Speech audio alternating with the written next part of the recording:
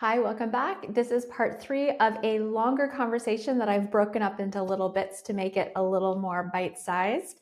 We've talked about why we got rid of phone interviews, how we use our skill assessment to pre-screen candidates, and now we're talking about our first live video interview with a candidate, and it's where we ask a specific series of questions to uncover patterns of behavior and the language of talent. If you'd like to listen to the full conversation, the link is above and in the description, but let's dig in.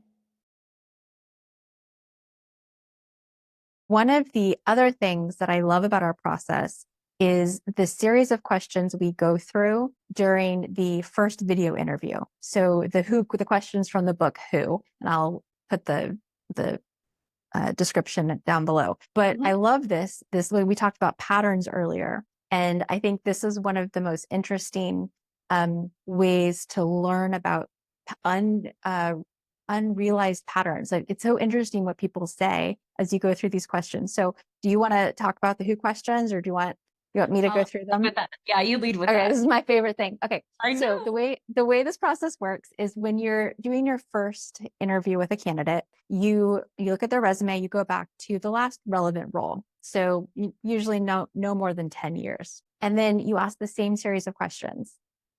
Why did you take this job? So not so what you were listening for here is their motivation. So was it the culture? Was it that it was down the street? Like what was their thought process around why they took this job? Then you ask, what were you hired to do? So, but basically, what problem were you hired to solve? Which is another way I ask that question. And this is so much better than what did you do? What did you do is I sent emails and I answered the phone. What problem were you hired to solve?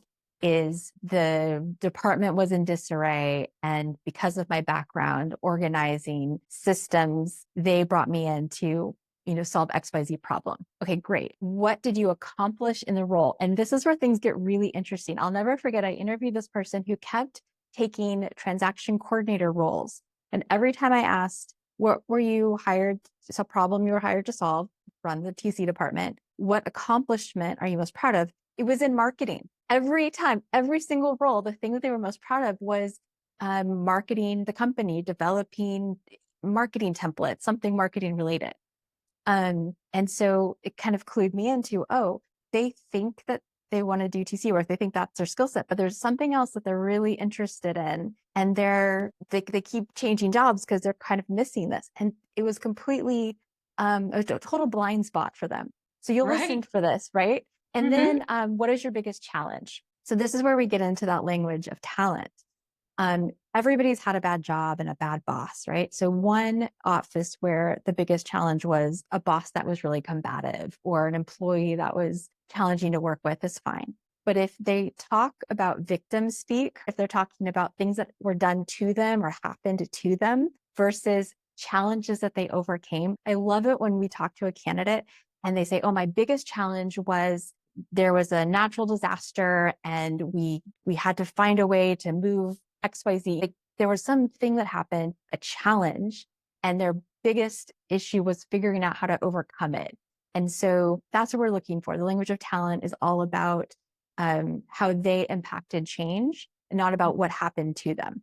So Yes. that's a really, really important one. And then the final one is, why did you leave? Were they pushed out or were they pulled forward? And again, there will be a job where they were laid off. Things happen. But the person who is talented was recruited away. Their boss left and brought them with them. A friend told them about this incredible opportunity where they get to do this next thing in their career. And so it was a purposeful move forward in their career. So Mm-hmm. we ask these questions for each job, and I try to ask them in slightly different ways because the candidate will start to predict what you're going to ask, and it Yes. can be a little goofy, but it's really important because those patterns matter, because what somebody says and what they do can be two different things. And again, there could be blind spots that they don't even know.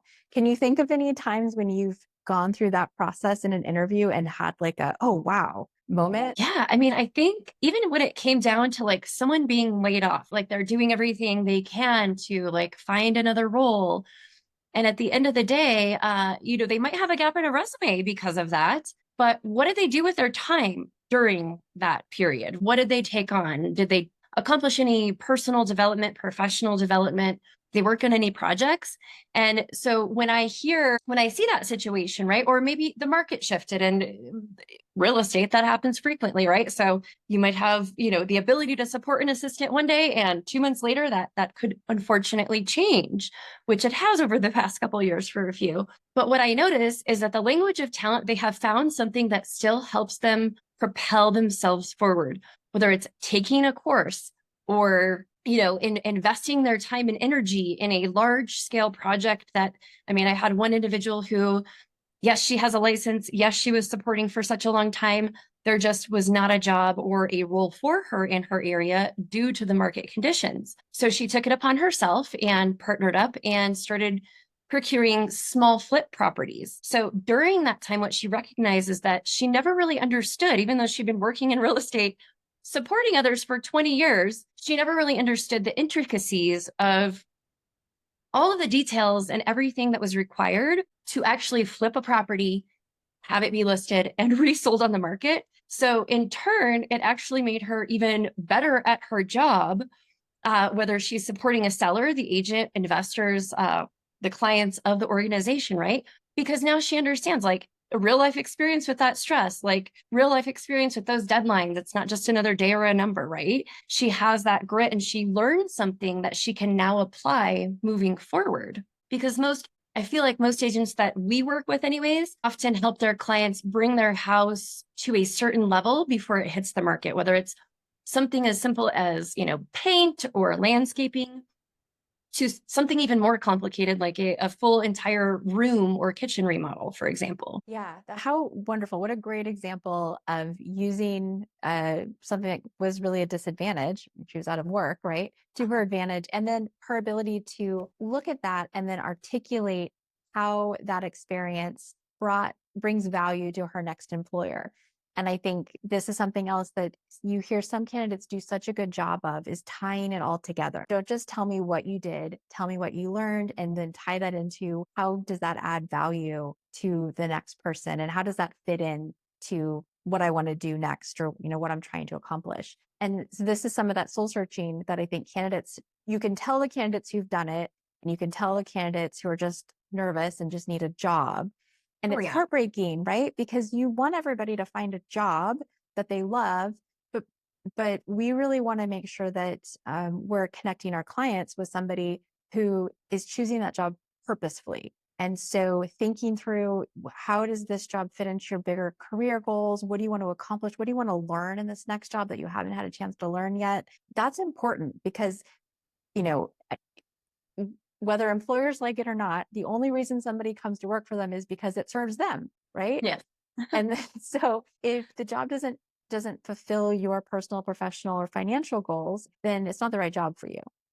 Mm-hmm. And if you're really clear about what it is you need and want out of the next job, and what you want to accomplish, and what you're excited to learn, then we can do a better job of matching you with somebody who can help you achieve that. Absolutely. Right? Yes. Which brings